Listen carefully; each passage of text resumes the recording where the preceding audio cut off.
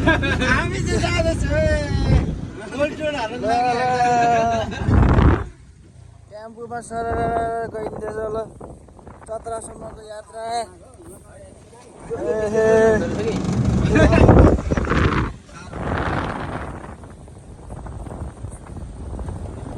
Control गर है control गर चतरा हो वेलकम छ तिहार सक्यो दसैँ सक्यो छठ सक्यो सबै सक्यो तर भने हामी घुम्नु छोडेको छैन मझै पनि विषय खोइ त केही बोल्नु परेन हामी अहिले चाहिँ यस्तै हो अब कहिले काहीँ चाहिँ यस्तो कुदाउँदै के होइन मेरो लागि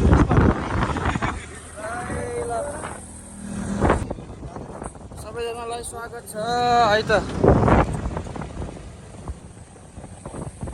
हामी चाहिँ अहिले ट्याक्क बर्खे चोक आइपुग्यौँ यहाँबाट चाहिँ हामी लाग्दैछौँ हामी चतरा ओइ कता घुमाएको कता जाने हो चतरा जाम भन्दा मान्दैन ए कुवाखानीमा जानु आएको ओइ के गरेको चतरा जाने भने जाँदा भयो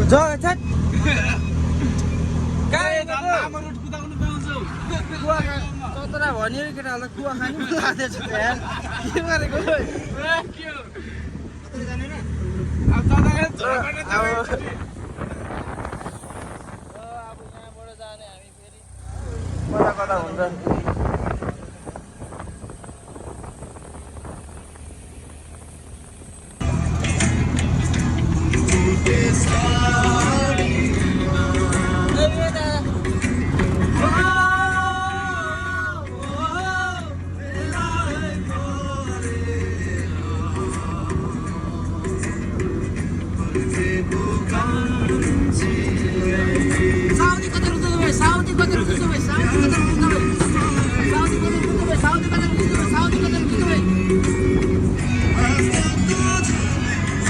ननस्टप अटो सेवा तपाईँहरूले पाउनु सक्नुहुन्छ जहाँ पनि जान्छ चन्द्रमामा बाहेक अटो जहाँ पनि जान्छ तपाईँहरूलाई यदि सेवा लिनु मन छ भने कन्ट्याक्ट गर्नु होला अहिले चाहिँ हामी ट्याक्क लालबजार आइपुगेको छौँ डेस्टिनेसन चाहिँ चतरा नभएर बोपटाङ डाँडा कि कुन डाँडा अरे जाँदैछौँ सर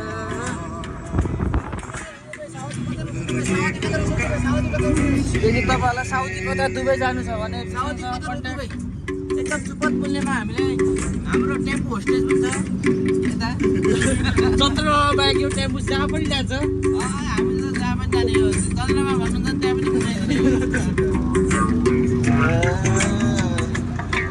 टेम्पो चाहिँ अत्याधुनिक प्रविधिबाट चाहिँ हामीले बनाएका छौँ हामी चाहिँ सहकार्य महावीर पुलसँग चाहिँ सहकार्य गरेर चाहिँ अहिले चाहिँ हामी चाहिँ यसलाई चाहिँ चन्द्रमासम्म पुर्याउने लक्ष्य चाहिँ राखेको छौँ अहिलेसम्म हाल अहिले साउदी गइरहेको हामी साउदीको त्यहाँको फ्रेन्ड्सलाई भेटेर दादालाई पनि भेटेर त्यहाँ भनेको चाहिँ हाम्रो सानोतिनो मिटिङ सकेर चाहिँ हामी आउँदैछौँ हो चन्द्रमा तपाईँ पनि दुईवटा शब्द बोल्नु न साउदी कता भित्र भयो साउदी जाँदाखेरि यसो बाटोमा भेटिन्छ कि यसो अलिअलि बाटो बाटो हुन्छ कि भनेको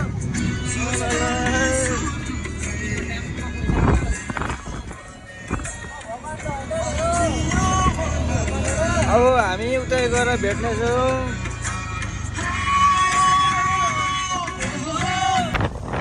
दर्शकबिनहरू अहिले चाहिँ हामी रामपुर कटेर यो जङ्गलतर्फ आइसक्यौँ यस्तो छ साथीभाइहरू अहिले हामी आइसक्यौँ सोमबारेबाट डाँडातिर छिर्दैछौँ यहाँबाट कति लाग्छ टाइम चाहिँ 10-15 मिनट फर्स्ट टाइम हो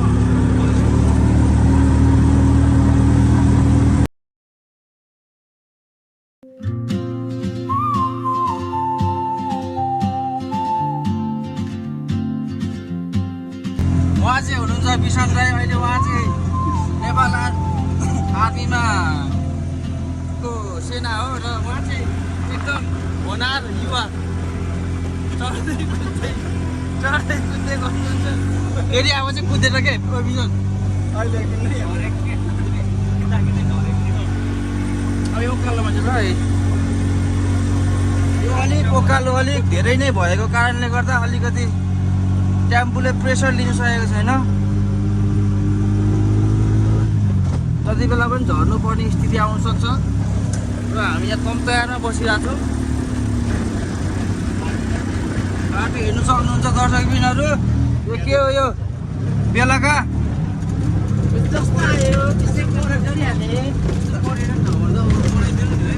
यो बाटो चाहिँ अलिक खासै भएन है। के हो यो एक्सिडेन्ट हुन्छ क्या हो।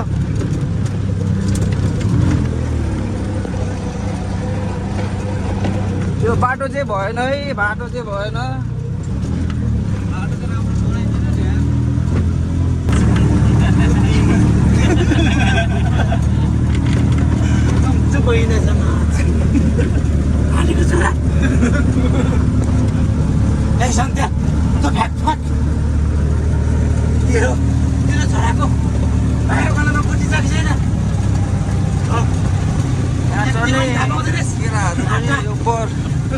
हलेको छ यहाँ दामी छ, सस्तो पनि पर्छ।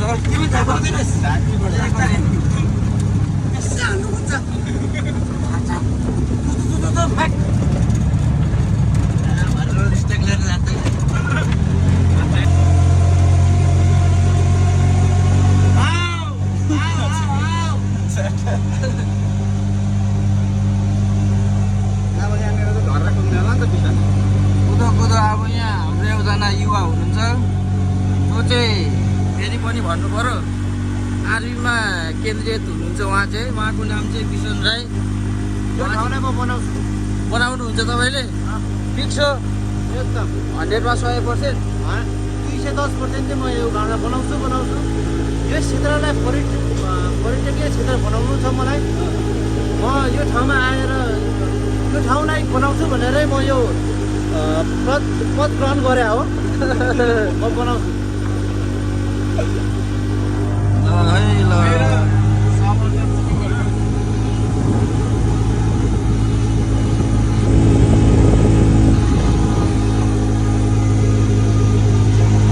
करिब अब हामी हाम्रो डेस्टिनेसनमा आइपुग्नु लागिसकेको छौँ। केराको बोटहरू देख्न सक्नुहुन्छ तलतिर माथितिर। अब दामी भ्यू देखिरहेको छ। अहिले चाहिँ हामी ठ्याक्क हाम्रो अटो चाहिएमा रोहनलाई सम्झिन सक्नुहुन्छ। अहिले हामी हाम्रो डेस्टिनेसनमा 4-5 जना आइसकेको छौँ। यहाँबाट यसरी केरा घारी देख्नु पाइन्छ डाँडा काँडा उतापट्टि र हाम्रो चाहिँ अटो पार्क त्यहाँ भइसकेको छ र अब हामी मासतिर जाँदैछौँ।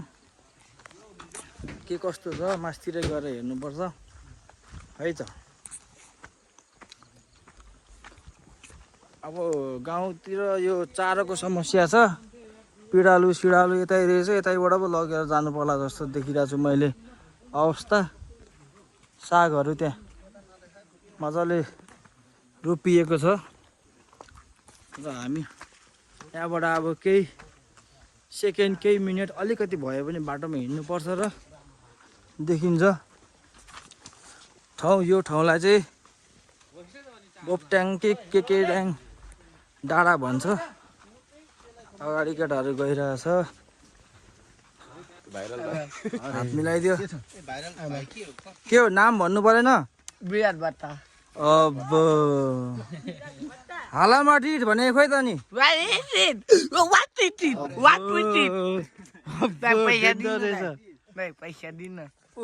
पैसा भएको मान्छे उहाँ हो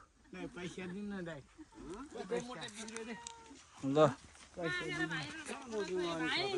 हालामाटी हाम्रो यहाँ ट्रु लेजेन्ड रियल माड्रिडको फ्यान भेटिसकेको छु। अब भाइ तैँले 20 रुपियाँ पाउनलाई हामीसँग हिँड्नुपर्छ एकछिन। नाच नाच ल। दिदीहरूलाई पछ्याउने भयो है, घर लानु ज्वाइँ बनाउनु। ल अलिकति हिँड्नै पर्छ। अलिकति एक्सर्साइज पनि हुन्छ नि त डाँडातिर आउँदा।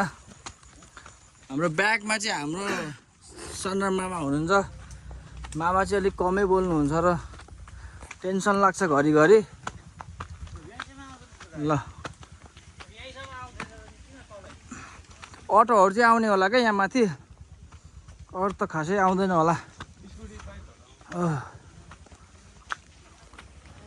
होइन सुरुमा एउटा चाख्नु पर्यो नि त,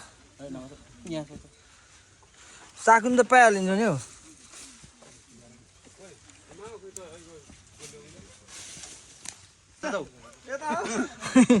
डाँडा चाहिँ तलतिर छ।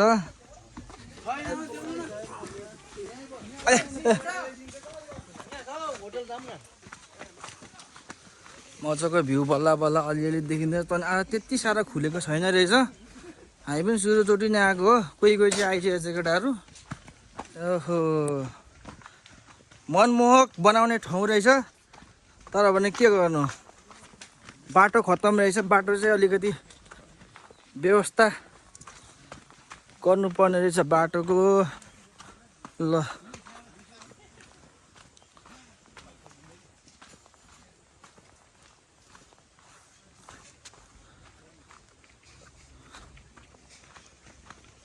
भाइरल त त्यसै भनेको होइन रहेछ, मान्छेहरू यति भिड हुनुहुन्छ कि हामी पनि झर्दैछौँ तलतिर। यही हो, अहिले त धेरै दोकानहरू पनि बनिसकेको रहेछ यता है। फाइनल्ली भ्यू चाहिँ यस्तो छ, यति राम्रो छ।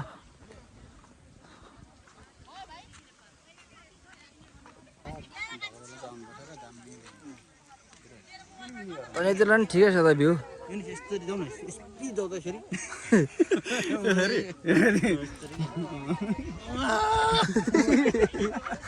ल ल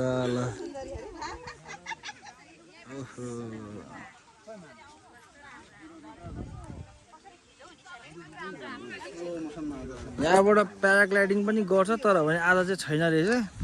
अब हामी नेक्स्ट टाइम गर्छौँ होला है हबिसन। अब हामी नेक्स्ट टाइम प्लास्टिक हालेर प्याराग्लाइडिङ गराइदियो। ल साथीभाइहरू हामी अब यहाँबाट ब्याक भइसकेको छौँ। मैले चाहिँ घरमा कुवाखानीमा छु भनेर भनेको थिएँ, तर भने हामी यो ठाउँमा आइपुगेछौँ। ल धेरै पछि केटाहरूसँग घुमियो, रमाइलो गरियो। अब चाहिँ बाई बाई भन्ने बेला आएको छ। ल हेर्दै गर्नु होला, सम्झिँदै गर्नु होला सबैजनालाई। By by.